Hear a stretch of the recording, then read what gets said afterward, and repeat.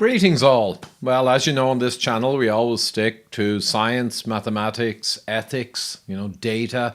And we've got a great summary today because this mask issue has been talked about for many years and we've had mandates and all that kind of stuff. And we have shown again and again the data precludes any of those mandates. The data suggests strongly or effectively proves there's no beneficial effect. But now we have Cochrane collaboration in January 23, just out, massive review, and we're going to go through the details. So this video, share it with your friends who are still concerned or wondering about this topic, and it will close the case for them, I assure you. So here we go. So I'm happy in my splash screen, and I guess that might be because we've been proven utterly correct on everything. Let's have a look. So a long time back I shared this paper and others showing there was no scientific evidence supporting the use of masks for aerosol-borne pathogens like influenza or indeed coronavirus, same kind of mechanisms. And we showed that the mask mandates were brought in ironically after the seasonal hump was over. So that kind of shows some kind of malice of intent perhaps. But of course when the mandatory masks were brought in, there was no change to the curve whatsoever. And this was Germany. We could see it in Austria also, in Poland, and all over the world we saw that masks made no real world difference. So there's that. And we have these classics like mask mandate versus non-mandated countries, the overall cases per 100k per day, and zero real world difference seen. And the classic North versus South Dakota. Both have same number of people approx, same culture, same regionality, seasonality. No masks or business restrictions in South, and North masks and business restrictions. No difference. So we've seen this all over the world, hundreds of papers. It's a closed case. However, let's look at the latest publication from Cochrane Collaborations, and they looked at over 500,000 participants in 11 new randomized control trials and cluster RCTs, and they brought the total number of randomized control trials to 78. And RCTs are the only way you can prove anything in science, so the data that's associational that's being thrown out to support masks is basically dog dirt. And it doesn't really show anything anyway, except what I've already shown you, that there is no signal. So these are RCTs, and their findings basically are that there's no risk ratio related to medical surgical masks compared to no masks. That's the bottom line. Risk ratio, no result. There is no effect. And they checked N95 P2 respirators compared to the medical and surgical masks. And again, their conclusion was stark. There is no signal there in randomized control trials. So it's over, guys. They said the risk of bias was high for the RCTs, and you know which way that bias would have been going, right? To find a result. That's what everyone wants with an RCT. So they were biased to get results, and still they got nothing. So there you have it. And they also said that the harms were never really looked at. And that's another shocking thing, that no one ever quantified the harms. They just went gunning to find a benefit and did not find it. So masks are junk science. There is no escaping this with 78 RCTs and all of the real world associational data. The case is closed. So please do share this with any of your friends or relations who are still delusional. It was a political move. It had zero to do with science. But we look at some of their plots here, and I think to people who are familiar with these, if your results are coming down the middle line, there is no effect. And if they're overlapping the middle line, there is no scientific effect. And you can see here the results are all over the place, averaging with no effect. So masks, without question, scientifically using the scientific method, are junk science. And here is the N95s compared to the medical surgical masks. The last one was masks versus none. And again, absolute shotgun plot, no result, masks, no effect in real world or in RCT. They are junk science. There is no escaping this. And they also had N95 compared just for the healthcare workers. Oh, well, those guys, you'll see an effect even if you don't see it in the population. No, nothing.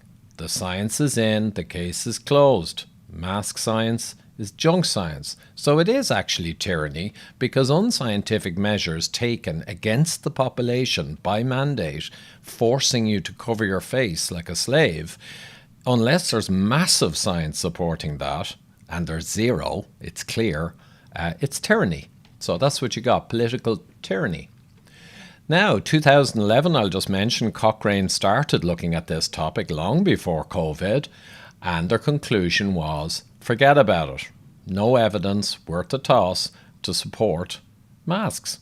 That was it in 2011. And we have loads of studies in RCTs showing the same thing for aerosol pathogen spread.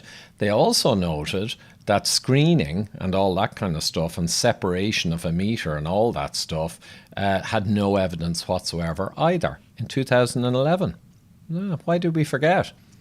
Masks are junk science. It's over. 2020, they updated and again found the same thing but firmed it up solidly. There is no effect. Confidence interval 0.82 to 1.18. No effect, right? That's it. Junk science. There is no coming back from this, and to be quite honest, there never was. 2021, the last one I'll feature is Denmark. Now, they got the result that there was no statistically significant effect, and it was an RCT involving COVID-2. Yeah, not just influenza, but they are the same. Masks will apply to both equally, or not apply, as the case may be. So they couldn't get published because their results showed no effect, and politically, masks were being brought in with mandates, prison sentences and fines with zero science. So the last thing anyone wanted was a trial, first one, that showed there was no benefit. But they did, and they couldn't get published. And after a couple of months, they changed their wording to keep the publishers happy and kind of said, well, look, there's no effect, but maybe there might be an effect. I'm not joking. No effect in the RCT, and their wording still kind of said maybe there is a benefit, yada, yada, yada. So that's it. So the whole thing is utterly corrupt. Masks are junk science. Again, I don't like stating things unequivocally in anything scientific, but here with 78 studies and loads more real-world data, you can state it clear as day. Masks are junk science. That will never change. If you do 1,000 more studies, it will never change. That's it, folks. And I'll just remind you what was at stake.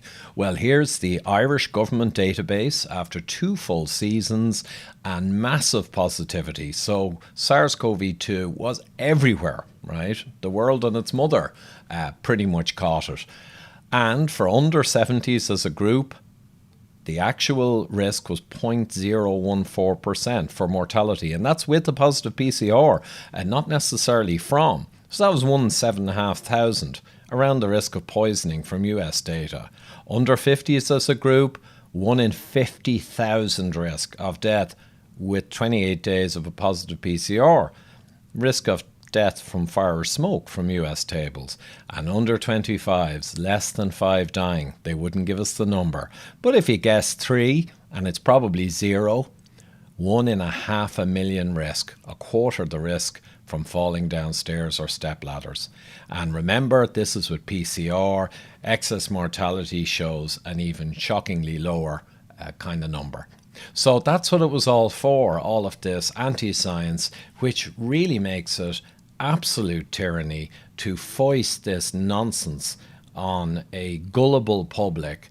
It's one of the worst things I've ever seen.